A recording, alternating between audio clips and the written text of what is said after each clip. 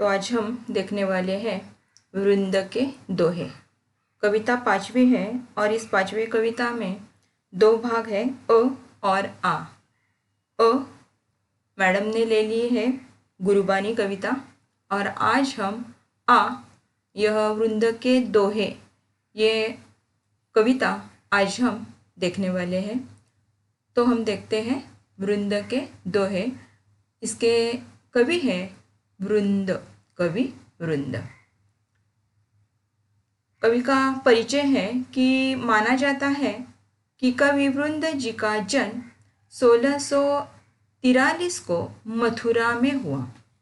रीतिकालीन परंपरा के अंतर्गत आपका नाम आदर के साथ लिया जाता है, यानी कि वृंद कवि रीतिकालीन कवि है। इन रीतिकालीन कवियों में वृंद जी का नाम लिया जाता है। आपका पूरा नाम वृंदावन दास है। आपकी रचनाएं रीतिबद्ध परंपरा में महत्वपूर्ण स्थान रखती हैं। आपने काव्य के विविध प्रकारों में रचनाएं रची हैं। 12 मासा में 12 महीनों का सुंदर चित्रण किया है। तो यमक सतसई में विविध प्रकार से यमक अलंकार का स्वरूप स्पष्ट किया है। आपके नीतिपरक दोहे जनसाधारण में बहुत प्रसिद्ध है और लोक व्यवहार में अनुकरणीय है। आपकी भाषा सहज, सुंदर तथा लोक भाषा से जुड़ी हुई है।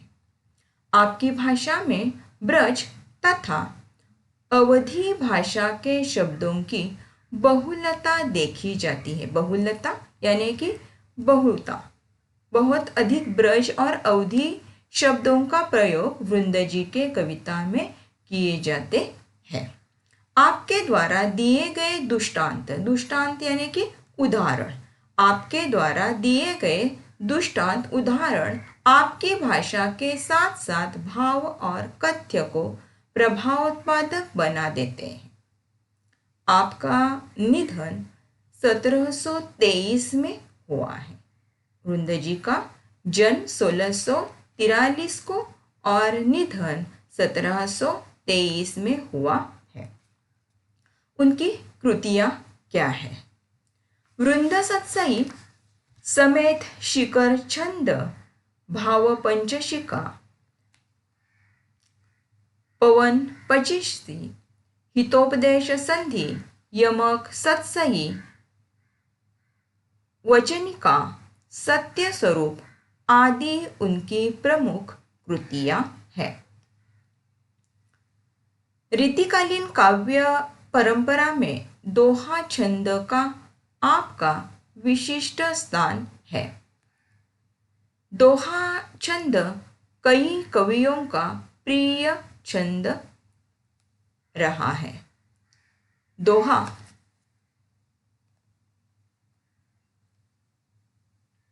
दोहा अर्धसम मात्रिका छंद है। दोहे के प्रत्येक चरण के अंत में लघुवर्ण आता है। इसके 4 चरण होते हैं। प्रथम और तृतीय चरण में 13 मात्राएं होती हैं तथा द्वितीय और चतुर्थ चरण में 11 मात्राएं होती हैं।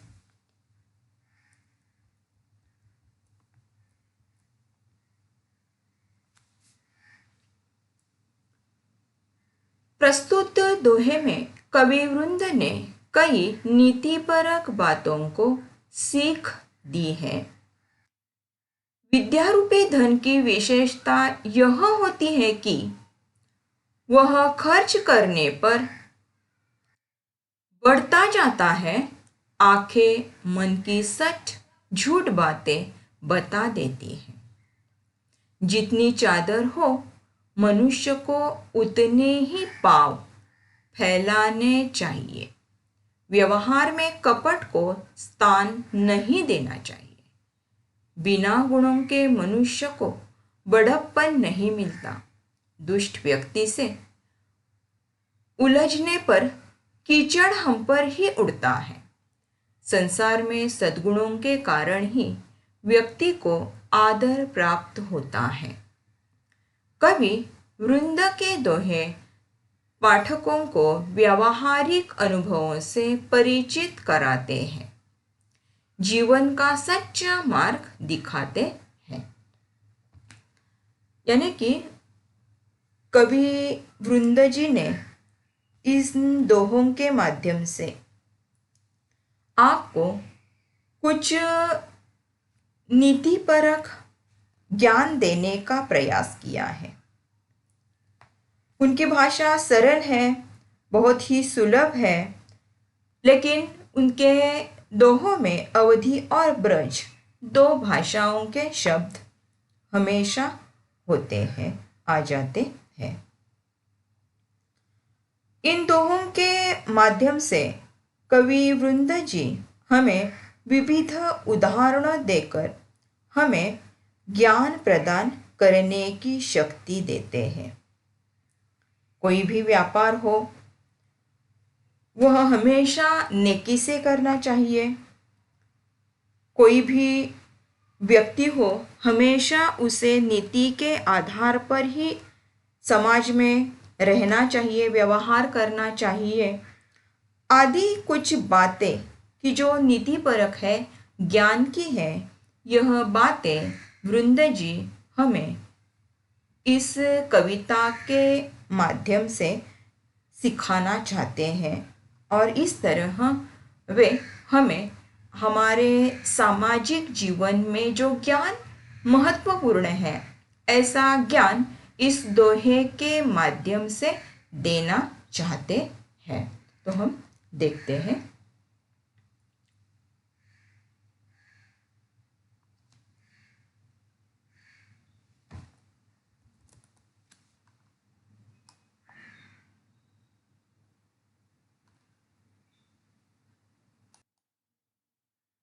सरस्वती के भंडार की बड़ी अपूर्व बात, जो खर्चे त्यों त्यों बढ़े, बिन खर्चे घटी जात। नैना देत बताय सब, हिय को हेत अहेत, जैसे निर्मल आरसी, भली बुरी कही देत। शब्द लिख कर लीजिए पहले। सरस्वती, विद्या की देवी सरस्वती, लिख कर लो। दूसरा शब्द है अपूरब, अपूरब, अपूर्व, अपूर्व। तीसरा शब्द खर्चे, खर्चे, खर्च, खर्च करना। घटी जात, पुढचा शब्द घटी जात, कम होना या घट जाना, कम हो जाना। सरस्वती के भंडार की बड़ी अपूर्व बात, जो खर्चे त्यों त्यों बढ़े, बिन खर्चे घटी जात। वृंद जी यहाँ पर कहते हैं कि सरस्वती के भंडार की बात बहुत ही बड़ी है, अपूर्व है, अपूर्व है। सरस्वती की जो ज्ञान की देवी है, विद्या प्रदान करती है हमें, इस सरस्वती के ज्ञान की बात बहुत ही अपूर्व है, क्योंकि जो खर्चे त्यों त्यों बढ़े, बिन खर्चे घटी जात। यह ज्ञान का भंडार हम जितना खर्च करते हैं उतना बढ़ जाता है। जैसे कि हमारे पास कुछ पैसे हैं, हम खर्च करते हैं तो वह कम हो जाते हैं, लेकिन यहाँ पर जो ज्ञान रूपी भंडार हमारे पास है, वह ज्ञान रूपी भंडार हम जितना खर्च करते हैं उतना हमारे पास ज्ञान बढ़ जाता है, उतना हमारे पास ज्ञान बढ़ जाता है। देखो, हमें अगर किसी शब्द का अर्थ मालूम है और अगर किसी ने हमसे उस शब्द का अर्थ पूछा और हमने बताया, तो हमारा ज्ञान बढ़ता है, क्योंकि वह शब्द हमेशा हमारे समझ में आता है। क्योंकि किसी से हमने उस शब्द का अर्थ बता दिया था। ये जो ज्ञान है हमारे पास, वह ज्ञान हमारा बढ़ जाता है। वृंदा जी का कहना यही है कि जिस तरह सरस्वती के भंडार की बात अपूर्व है, बहुत ही बड़ी है, क्योंकि जिस तरह सरस्वती का ज्ञान रूपी भंडार हमारे पास होता है और वह हम जितना खर्च करते हैं उतना ज्ञान हमें बढ़ जाता है। नैना देत बताय सब हिय को हेत अहेत। नैना देत बताय सब हिय को हेत अहेत। जैसे निर्मल आरसी भली बुरी कही देत। नैना लिख कर लीजिए, नैना आँख, हिय हिय हृदय, हिय यानी कि हमारा हृदय, हेत हेत अहित यानी कि हित अहित, हित अहित, हेत अहित, हित अहित, निर्मल निर्मल, आरसी लिख कर लीजिए, आरसी आईना, नैना देत बताए सब, हमारी आंखें हमें सब कुछ बता देती है कि हिय को हेत अहेत, हमारे हृदय में क्या है, क्या हित अहित की बातें हैं, ये हमारी आंखें हमें सब कुछ बता देती है।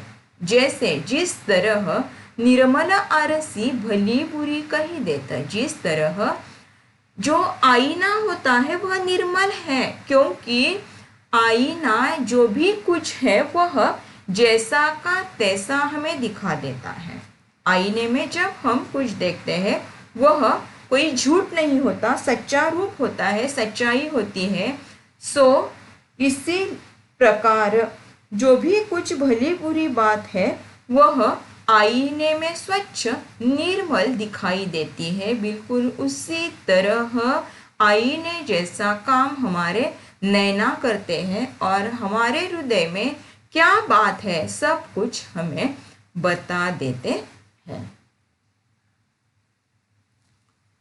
अपनी पहुंच बिचारी के करतब करिए दौर, तेते पाव पसारिए जेती लांबी सौर।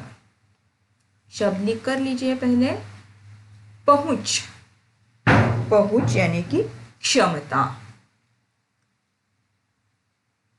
करतब, करतब यानी कि कार्य, कार्य काम, पसारी यानी कि पसारना, सौर लिख लीजिए अभी, सौर यानी कि चादर, सौर यानी कि चादर। अपनी पहुंच बिचारी के करतब करिए दौर, तेते पाव पसारिए जेती लांबी सौर। यानी कि यहाँ पर आपको एक मुहावरा मालूम है, हिंदी मध्ये तुम्हाला मराठीमध्ये माहिती आहे की पाय नेहमी अंथरुणामध्ये असावेत, अंथरुणाच्या बाहेर पाय नसावेत। यानी कि हमारे पैर हमेशा, तेते पाव पसारिए जेती लांबी सौर, हमारे पैर हमेशा हमारे चादर में रहने चाहिए। अगर चादर से बाहर पैर आ गए तो उसमें कुछ अर्थ नहीं, वह दिखने में ठीक नहीं लगता है। बिल्कुल उसी तरह अपनी पहुंच, अपनी क्षमता जहाँ तक है हमारा कार्य वहाँ तक ही फैलाना हमें चाहिए।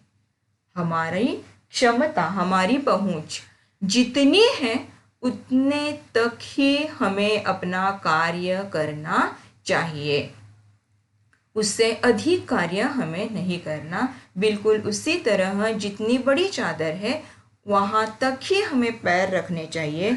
चादर से बाहर पैर रखे तो वह ठीक नहीं होंगे।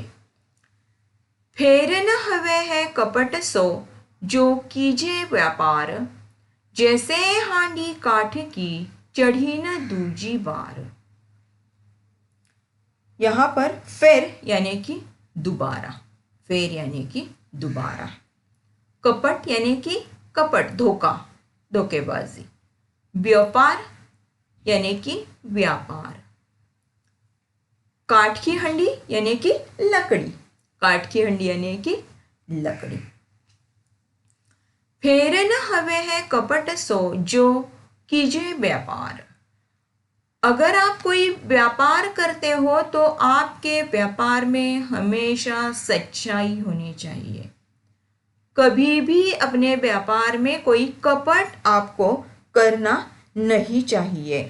हमेशा आपको आपके व्यापार में सच्चाई रखनी चाहिए, क्योंकि अगर आपने आपके व्यापार में कोई कपट किया, किसी को धोखा दिया, तो जैसे हांडी काठ की चढ़े न दूजी बार, आपके पास वह व्यक्ति कभी भी दोबारा व्यापार के लिए नहीं आएगा। आपने अगर किसी को धोखा दिया तो वह व्यक्ति आपके पास कभी आएगा क्या? नहीं आएगा, क्योंकि उसके सामने आप एक धोखेबाज हो। बिल्कुल उसी तरह अगर व्यापार में आपने किसी को धोखा दिया तो आपके पास दोबारा वह व्यक्ति कभी भी नहीं आएगा। बिल्कुल उसी तरह जिस तरह काठ की हंडी आग पर, सूली पर एक ही बार चढ़ती है, लकड़ी हम एक ही बार आग में डालते हैं। अगर आग में लकड़ी आपने डाल दी और जलकर वापस आपको वैसी की वैसी लकड़ी मिलेगी क्या? नहीं, आपको क्या मिलेगा? राख मिलेगी। बिल्कुल उसी तरह जिस तरह एक बार जली हुई लकड़ी आपके हाथ में दोबारा कभी भी नहीं आएगी, बिल्कुल उसी तरह व्यापार में अगर आपने किसी को धोखा दिया तो दोबारा वह व्यक्ति आपको कभी भी आपके साथ व्यापार नहीं करेगा। आज हम यहाँ तक रुकते हैं और कल हम या अगले पीरियड में हम आगे की कविता देख लेंगे। आज यहाँ पर हम रुक जाते हैं। धन्यवाद।